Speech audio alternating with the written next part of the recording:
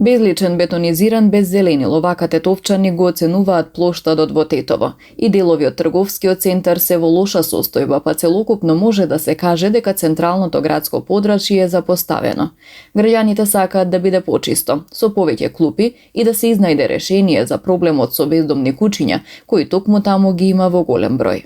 Да биде чисто.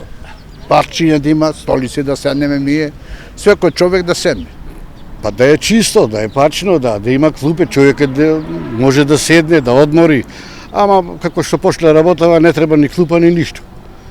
Затоа што више куќина има него народ што има. Да има зеленило, паркови све, а не бекатонки и асфалти. Тоа е. Мислите ли дека ќе се поправи, најавуваат? Најавуваат.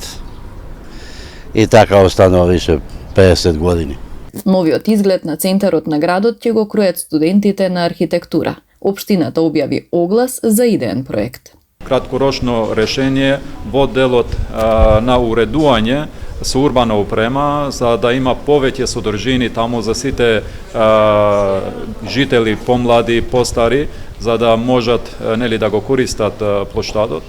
Тоа се работи заедно со студиските програми во рамките на Државниот Тетовски универзитет, како и во рамките на Универзитетот на Југоисточна Европа. Долгорочното решение пак предвидува подземна инфраструктура, проект изработен од странски архитект.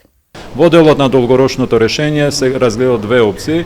Една е само за подземна сообраќајна инфраструктура, а надземно да биде за пешаците, за граѓаните, а другата опција е можноста во делот на плоштадот да се види и подземен паркинг.